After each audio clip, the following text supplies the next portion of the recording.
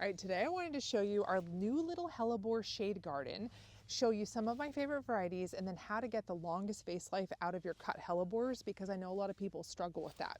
Okay, so first of all, this is the front flower bed between our house and the road, and it's just been this unused space, but we have two katsura trees that are finally getting some size on them, and they're starting to cast some shade. And so now this space is actually kind of perfect to make sort of like a woodland garden. So we've planted some witch hazels in here, and then we've filled the feet area with all different kinds of hellebores. So these were all growing in single rows out in the cutting garden, but they weren't loving that full sun environment. And so we transplanted them in here and then mulched the ground really heavily with compost to make sure that they have lots of fertility and that the soil stays kind of moist and damp, that sort of perfect woodland environment. So we have all kinds of different varieties, and they're starting to get a little on the ratty side. We get a lot of botrytis here in the spring just because it's so damp and humid, so ignore that and ignore the weeds. But you can see there's just a whole little sea of hellebore babies down here in the shade. So when it comes to getting the longest vase life out of your cut hellebores, there are kind of two stages that you can pick them. So this is what I would call a younger flower, and you can tell they're younger because they have the pollen still present, and the flowers are nice and vivid, they're lush, they're beautiful, but they have a tendency to wilt. So if I just cut these and put them into water, oftentimes if the flowers are still kind of on the immature side, in the morning I'm going to come out and they're going to be completely wilted. So if you want to pick these younger flowers, the trick with this, and this is what they do a lot in England, is they score the stems. And so I would take a stem like this right after I pick it, and I would go along with my snips, or you could take a knife, and I'm going to score the stem. So I'm just going to go along the stem down to the bottom and make a cut, and then another. You want to do at least 3, sometimes 4 if your stem is big enough. And then you either plunge this into cold water, or you can actually just submerge the whole stem, flowers and all, and leave it overnight. And that's going to make sure that that flower and the stem absorbed a ton of water, and then you can arrange with them. Now for personal use, or if I was doing a wedding where I was incorporating these into a centerpiece, that would be fine because they don't have to last super long. But if I were selling fresh flowers to a florist, or I was going to put them in a bouquet that needed to last longer, that would make me nervous. And I'm a nervous person. So I typically wait.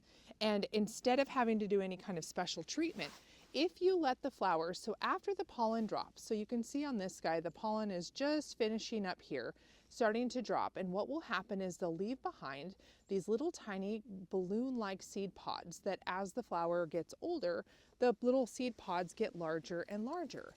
And I like to wait for the flowers. They aren't quite as showy, but this is actually my preferred time to pick them. So you can see they're starting to make the pod. Now, if the lower flower on the stem has formed a pod, or say I've got one on here that's nice and mature, I can then pick these little guys that are still attached that haven't dropped their pollen, and they're gonna last just fine. But if some of the older flowers have started to make those pods, this guy's gonna last a week and I don't have to do anything special to it. So I'm just gonna clean off the cruddy leaves. In my garden, we get lots of botrytis.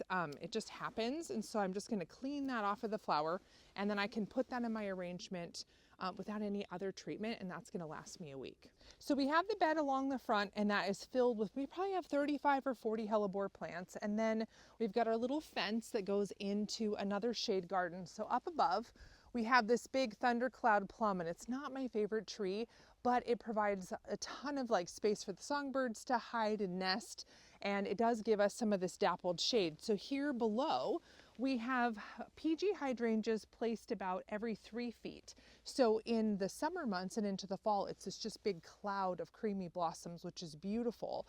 And in the spring, we decided, why don't we just dot hellebores in between these guys? So in the summer, they don't look like anything, but then in the winter, this garden feels like it's a winter garden. So we've got those. And then we also put in some deciduous azaleas that are gonna flower here probably in a couple of months, and I'll bring you back here to show you because they're so beautiful. It's awesome. But again, we went nice and heavy on the mulch, deep layer of compost for that extra fertility. And I mean, hellebores, the deer don't eat them.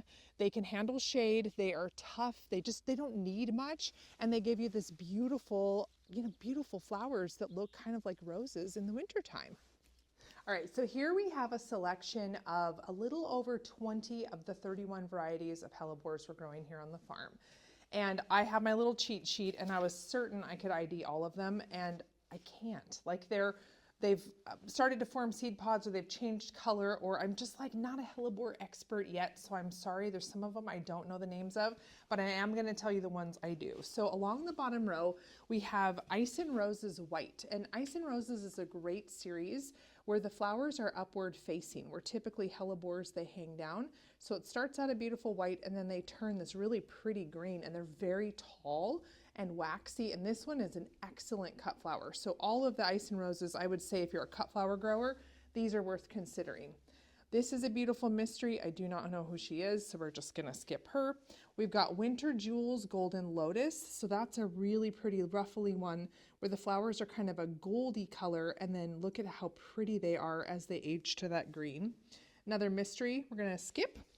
Then we have Winter Jewels Sparkling Diamond, which is a really pretty white. So we've got all those layers of petals, and then as the flowers age, they turn that really pretty kind of celery green. This is a nice one you could use kind of for foliage. Then up here, we've got the kind of weirdo section. So this is the Apricot Blush. What I mean by weirdo is they're not kind of what you expect from a hellebore. They're a smaller flower with more unusual blooms. So Apricot Blush, you can see when the flowers are young, they have that really pretty kind of peachy raspberry center, and then as they drop, they get kind of striped. Here we have Tropical Sunset, which is actually quite beautiful. I find that in our garden, it doesn't make that many flowers and they get botrytis really easily, but it is that really pretty yellow with the cranberry streaking. Then here we have Sandy Shores. This one is a strong grower for us. I love that dark kind of raspberry eye. I think that's really striking. And then you can see the nice big seed pods. So this is the stage that I would pick these. Here we've got Winter Jewels Jade Star, really pretty greenish one with kind of a purpley black. And then you can see here we've got those nice seed pods. Up on this shelf, we've got Winter Jewels Sunflare. So the Winter Jewels series definitely has some fluff to it. So nice double ruffly petals, and then they're edged in that striking cranberry. Next to it, we've got Winter Jewels Peppermint Ice, really pretty, kind of a darker, kind of purpley burgundy. This one is a very, very nice one, and it's kind of one of the later ones to flower. Then over here, we've got Flower Girl, which is really pretty. Then up here on the top shelf, we have one called Cherry Blossom. So you can see, I love this. This might be my favorite. And you can see that dark ring of the little crumbly, they almost look like little rolls of ribbon. And then this is the same variety where all of that has fallen, and now this is what the flowers look like as they age. So they turn more green and they lighten up. So that's Cherry Blossom. And then we have Blushing Bridesmaid.